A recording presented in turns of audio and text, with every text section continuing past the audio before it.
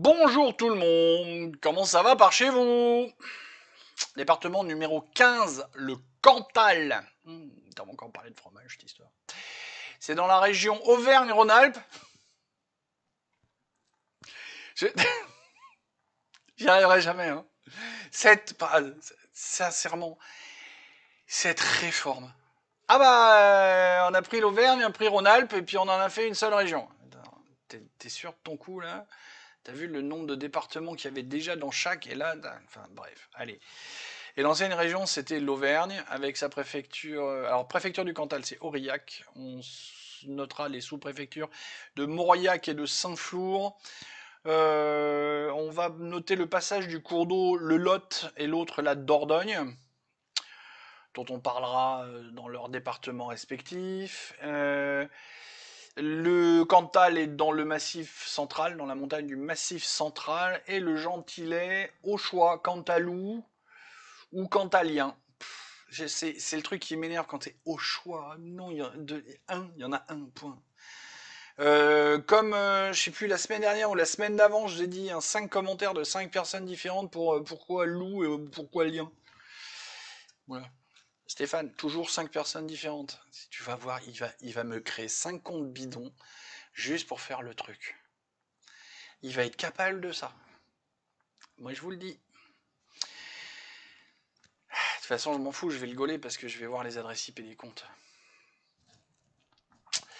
Allez, ma fiche dit qu'il faut que je vous parle des comment il s'appelle, des célébrités d'abord. Georges Pompidou est né à Montboudif. Alors j'avais dit qu'on ne parlerait pas des sports et qu'on parlerait pas non plus des hommes politiques, mais là quand même Pompidou. Hein. Il y en a quand même deux trois, on va pas passer à côté. Hein. Jean Todt est né à Pierrefort, le Jean Todt des brrr, la F1, tout ça. Oui, celui-là. On va tout de suite sauter à la gastronomie parce que dans le Cantal, à part ces deux-là, les autres, ils n'étaient pas. Il y en a dans la fiche Wikipédia, vous allez voir, il y en a. Et les autres, moi, je les ai pas spécialement trouvés connus.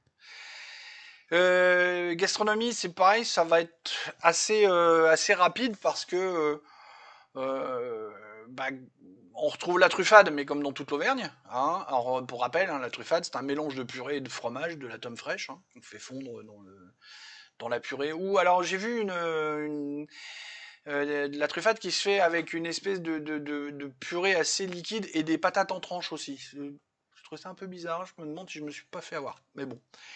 Ça, on a la gentiane qui est un apéritif typique du Cantal, puisque les montagnes, la zone montagneuse du Cantal fait pousser beaucoup, beaucoup de gentiane. Gentiane, c'est une fleur. Hein.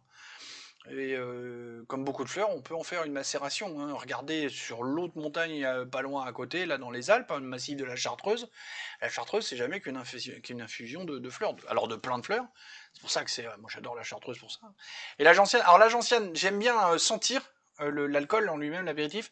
J'aime pas le boire, c'est un peu comme la Suze, c'est très amer et j'aime pas ce qui est amer. Enfin dans mon souvenir, hein, parce que ça fait longtemps que j'avais pas vu la gentiane. Bien sûr, il y a le fromage qui porte le même nom, qui est un fromage à pâte cuite pressée. Hein, le principe, on fait cuire, on fait chauffer le lait, on lui balance la présure, et puis après, on le met dans un bordel et on le presse pour l'égoutter très très rapidement en fait, et pour le faire sécher dans une espèce de fruitière.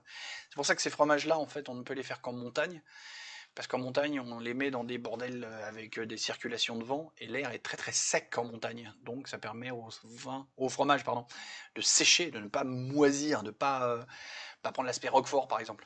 Même si dans le roquefort en fait c'est de la mie de pain moisi qui fait ça, le truc, mais il y a d'autres fromages. Si le camembert par exemple, si vous lui faites ça dans un truc en bord de mer, parce que le camembert c'est quand même pas loin de la mer, vous allez voir, il va devenir vert et orange très rapidement.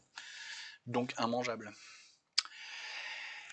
Qu'est-ce qu'on a encore? On a la vache Salers, la fameuse vache Salers, qui va avoir un fromage du même nom, mais qui est... Alors c'est là où c'est bizarre.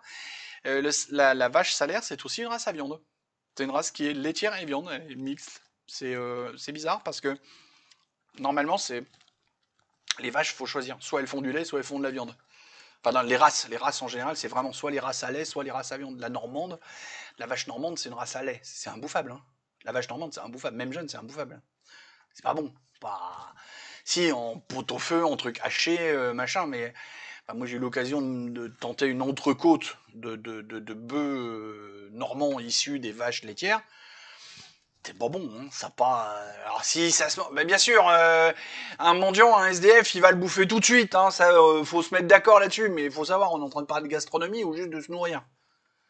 D'un point de vue purement gastronomique, une aubrac, une charolaise, ça se mange et ça fait pas de fromage ces trucs-là. Ça fait pas de lait, ça produit pas de lait. Et une normande, ça produit du lait, ça produit de la crème, ça produit des bons fromages. Mais une entrecôte de normande, c'est pas, même quand la bête est faite pour la viande, c'est pas génial.